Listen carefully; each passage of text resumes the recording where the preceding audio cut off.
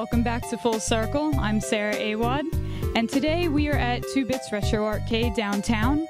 We have a fun little show to talk about. It's the last weekend of summer, so we're going to try and make it less depressing. Jeremy Voss is our special guest today. He's going to talk about the critically acclaimed game Gone Home. I've got a couple fun little games to talk about that I stumbled upon during my last couple weeks of craziness. And Victor's going to join us for a bit of some chit-chat on some Saints Row 4. So we're going to have a fun little show today, and let's take it away and let's get started. Hi, my name is Jeremy Voss. I write for shoutsfromthecouch.com, and this week I reviewed Gone Home for the Critics Circle. Gone Home is a game made by the Fulbright Company. It's a really special game. It takes place in 1995. You play as the older sister returning home from a semester abroad in Europe. You're in a new house. Your parents are gone. Your sister isn't home. You have no idea what's going on. No one was there to meet you. And the whole focus of the game is about you exploring the house to find out what happened to your family. It's a really interesting game in that it's really about exploration. It's really about, and the things that you're exploring are, you know, these sort of mundane objects. They're books, they're matchbooks, they're like newspapers and newspaper clippings, and yet there's something very real about them. There's something very true about them. The writing in this game is spectacular, and the voice acting of the younger sister is maybe one of the best voice performances you'll ever hear in a game. It's really something special.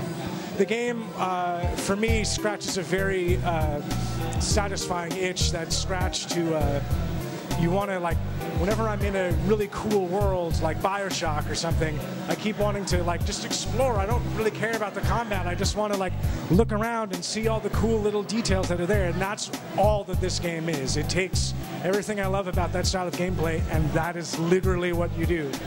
It's a really, truly great experience. I give it my highest recommendation. You should definitely check it out. It's $15 on Steam, or you can buy it directly from the website.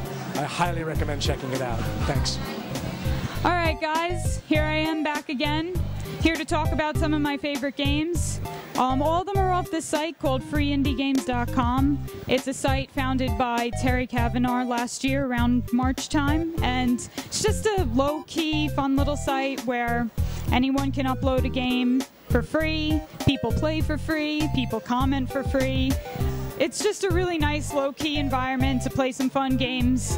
And for me, who has been very busy recently and who's been frustrated with not being able to put in a lot of time into games I really want to play, this has been a great little site for me to just unwind at the end of the day, play a short, quick little game, and get my fulfillment out of some gameplay.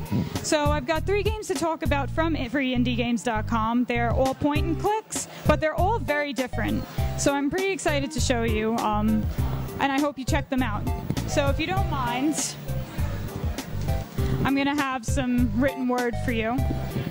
So number 3 is this game called Save the Date, and while it's kind of ridiculous, it's a good laugh. It's a choose-your-own-adventure kind of deal. You play a guy who gets a call at the beginning of the game from a girl named Felicia. She's looking to go out on a date. Sounds good, right?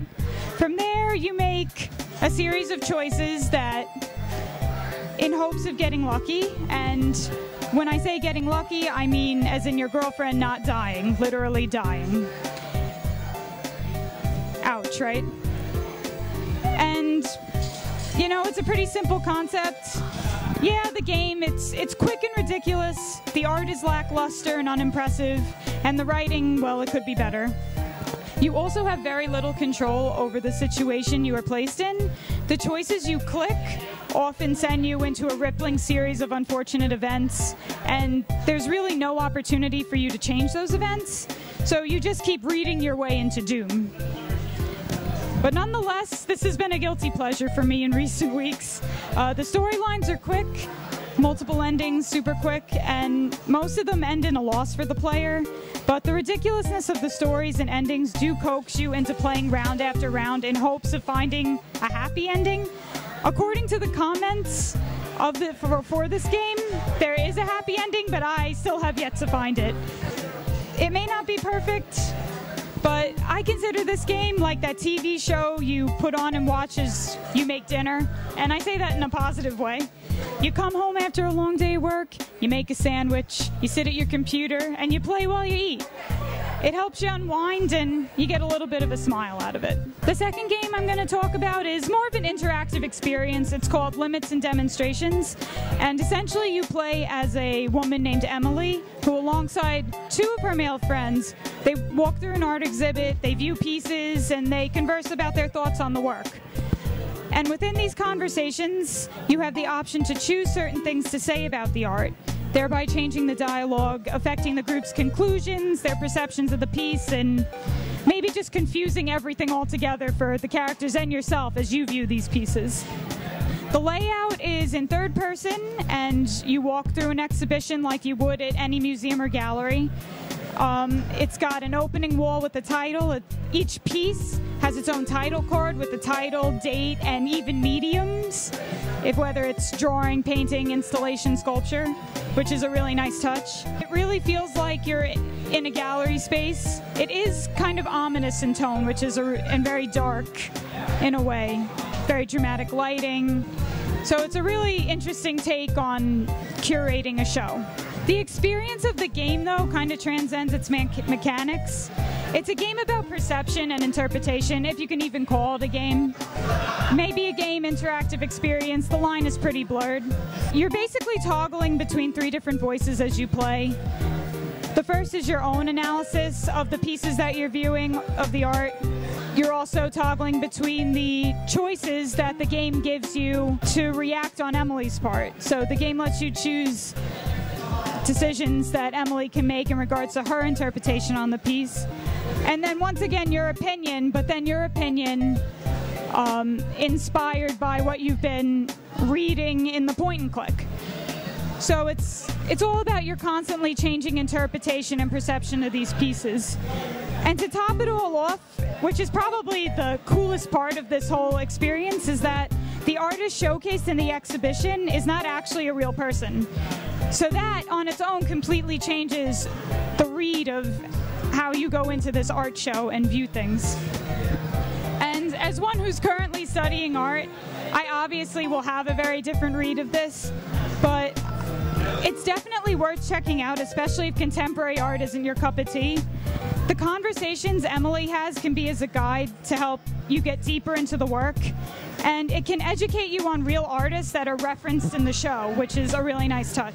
And it's definitely worth checking out just to kind of immerse yourself in that kind of experience, and then as a level 2, you can go to a real museum and see how you do. But this one's definitely worth checking out. But my number 1 has definitely got to be Benthic Love. It's a game that best can be described as a snuggly quilt that blankets you in the warmth of romance and existentialism. And I'll explain what that means. And I warn you, I'm going to gush a little bit, so I'm not going to apologize about it. So the game is roughly inspired by a true story in that it's based on the journey taken by deep-sea anglerfish to find a mate. And at the risk of divulging too much, I really can't go any further than that in regards to the story. You are playing as said anglerfish in the first-person view, and you use your adept sense of smell as a compass to guide you through the dark and haunting universe of the deep ocean. But as you search for a mate through which to poetically connect, and you will learn that as you play, you witness a series of events and forks in your path that can really poignantly change the results of your story. And even though it sounds kind of simple and stock and one-sided, it really isn't. This is a really solid and beautiful game that, for me, successfully combines very simplistic elements with very heavy-handed messages and content. From its cozy art direction to its strikingly wistful soundtrack, the game does a beautifully nuanced job of making two-dimensional, deep purple square photos feel like this vast and existential and really beautiful deep ocean. The writing also hits a really nice middle point. It's not too didactic or flowery, and but it's very clear and specific. The point-and-click mechanic in this game is probably the most successful out of the three, the other two I've been talking about, in that it gives a lot of straightforward but very ambiguous options for the player, and it really adds to the mystery and the meditative feel of the whole game. It's a quick play. You can probably get through the whole thing in 10-15 minutes, and it has a ton of endings that are never disappointing. All of them are very heartwarming, very emotional. Some of them could make you cry, I guess. But with each playthrough, the simplicity of the game slowly kind of fades, and you really start to get into the core message of what's going on. So it's definitely top. Check out Benthic Love, awesomeness, as well as the other two I've talked about. So I hope you check some of these out. You know, you're coming home after a long day of work, you're tired. Hit me up, hit this video up, hit some games up. Hey guys, this is Victor with the Critic Circle. I'm here with Jeremy. We're about to talk about Saints Row 4 a little bit. We've been playing it lately. Jeremy just finished it recently. I'm about 70-75% the way through, and I just wanted to get your general thoughts on it. I think you'd agree with me. I think it's a pretty amazing accomplishment that Volition was able to make this game, considering all the craziness that they went through. I think it's also a real testament that, like, what was supposed to be just an expansion pack turned out to be something really quite extraordinary. Saints Row 3 was a pretty amazing game in terms of like really upping the ante, really allowing Saints Row to get out from under the shadow of Grand Theft Auto and really become its own thing. And Saints Row 4 has that same attitude and is also on 6 hits of acid. And it's completely insane. It's impossible to sort of figure out how Saints Row 3 could be topped, and Saints Row 4 has topped it pretty consistently. Do you think it actually has topped it? Because Saints Row 4 really isn't sticking with me personally as the way Saints Row 3 did. You know, it kind of starts off with a bang. I love the humor. I love the general kind of in-your-face motif and the parody, and then, you know, that they're kind of taking a mirror to the video game industry and like just showing it back, you know. But at the same time, when I'm done playing Saints Row 4, it doesn't really have that same kind of impact that Saints Row 3 did. So I don't know if it really topped it. They really took things to the next level, but I don't know if it really paid off. What do you think? I would absolutely agree with that. I finished the game on Tuesday afternoon. I didn't get a chance to write about it until this morning. And when I sat down to write about it, I had no idea what to talk about. The game just completely evaporated. And meanwhile, Gone Home is like 2 hours long, and Brothers, A Tale of Two Sons, which is another brilliant, like tiny little game. I beat those games like 2 weeks ago. Those are still lingering in my brain. Like those were really incredible, like heartfelt experiences. Saints Row 4, it feels like you're eating a lot of candy. And candy is, you know, tasty, but there's no substance after a while. And I feel like the game has some other significant problems where it's really self-aware about how stupid it is, but it doesn't necessarily stop itself from being stupid, and I think that's a problem. Like, you sort of lose an element of, you can't be ironic if you're actually still being the thing that you're trying to be ironic against. You know what I mean? I think you bring up a good point about Gone Home and Brothers too. It's just, I played Brothers as well and I thought it was great. And Gone Home was a really short experience. Brothers is a little bit longer, but I mean, neither of them are really groundbreaking, but for some reason they just really just kind of hit home and really stick with you. And Saints Row 4, it's a lot of fun. I'm having a blast with it. I'm playing my own campaign. I'm playing co-op with a buddy of mine, and it's so much fun. But as we were saying before, we don't really know what's happening in the city. We don't really give a shit about the city. It's just kind of just buildings with things and collectibles on top of them. Like, I love the fluidity that you can move about. You know, I love flying around. I love being superpowered. But at the same time, it just kind of makes it a bit less memorable. And Saints Row 3, you know, I hate to compare them, but you kind of have to because it's a sequel. And you know, I haven't beaten it yet. I'm interested to see where they go from here. But you know, the more I play it, the more I'm just kind of like, oh, okay, you know, like I'm having a lot of fun, but it's just kind of, I don't know. Yeah, it's very repetitive, and it acknowledges its repetitiveness. That doesn't necessarily excuse the fact that you're doing the same things over and over again, and the fact that there's really no reason for you to be doing them, and the fact that the game also acknowledges that we don't really have a good reason for you to do this. We're just going to ask you to do it over and over and over again. Like, it's a clever joke, I guess. But the fact is that I beat the game in about 20 hours. And that's a lot of repetition. That's a lot of doing the same stuff for absolutely no reason. And I think it sort of shows that parody, when done well, is it can be a really fun, engaging experience. But satire, which is what Grand Theft Auto is about, satire goes a much longer way. Like, I haven't played Grand Theft Auto 3 in years, but Liberty City is still a city that I know like the back of my hand. I have now spent 40 or 50 hours in this city of Steelport. I think that's the name. It's a very unmemorable city. The city doesn't, it exists for you to play with. And there's nothing wrong with that, but it doesn't necessarily lend itself to something that's it's not gonna stick with you the way that other games might. And I love the absurdity, I love the humor. I still think it's hilarious that just the seventh voice is just Nolan North. For some reason, that just really resonates with me. I think it's really funny. And you mentioned satire in GTA, and I'm just curious now with all like the GTA trailers that have been coming out, do you feel like the GTA 5 is gonna be a little more on the serious end and not so? I mean, like, San Andreas was very goofy and kind of satire, and then they got a little bit more realistic and more serious with GTA 4. Where do you think GTA 5 is going to fall? It seems like it might be a little more realistic.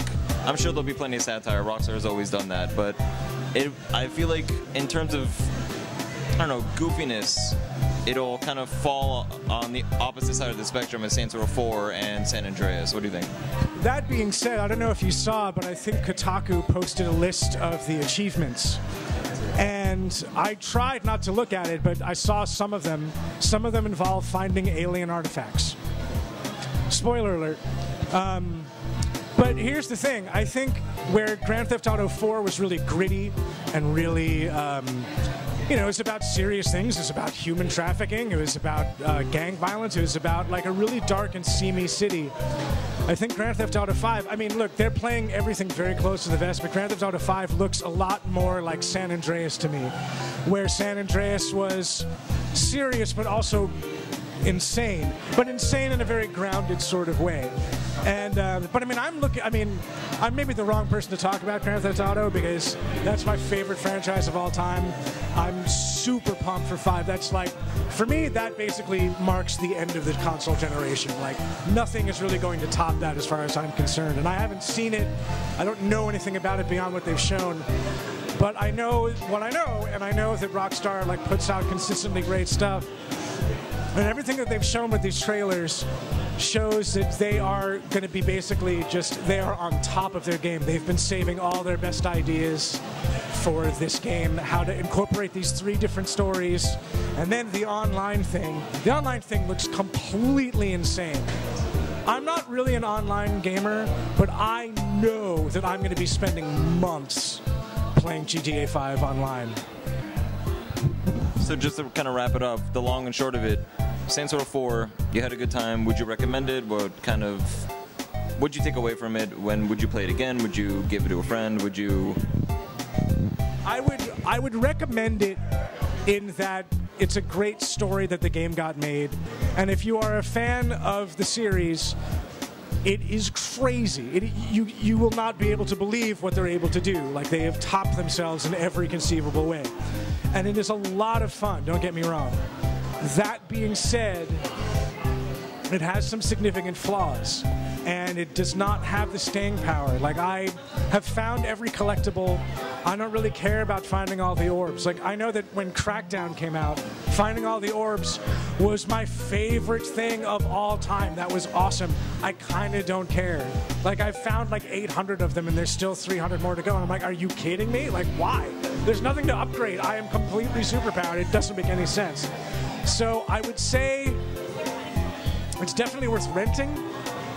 If you find it in a Steam summer sale or the next time they have a sale, definitely pick it up because it runs fantastic on the PC. I know you played it on the 360 and you said it was a little janky. PC runs great. It runs perfectly smooth. It looks great. You know, it plays fine. Smooth frame rate. Everything looks fine. So I would be hesitant, but I mean, if you have nothing else to do, there are certainly worse ways you could spend your time. It is a fun game, very silly, but certainly, you know, a fun time. Just it maybe won't stick with you the way that you might want it to. I would agree with most of that too. I would say if you haven't played Saints Row the Third, definitely play that and then play this. And I had a lot of fun with it. I would definitely recommend it, especially if it's on sale. Absolutely. And, you know, especially if you're playing co-op, it's a lot of fun just to have a couple super-powered giants just running around the city and just causing havoc. If you haven't tried it out, check it out. Look forward to GTA 5 because that's going to be great. And let us know what you think. Thanks a lot. All right, guys. Well, that's a wrap for this week's episode. Sun's setting early, unfortunately, but I hope this episode gave you a little laugh, a little smile, a little insight. So until next time, see you then. Signing out.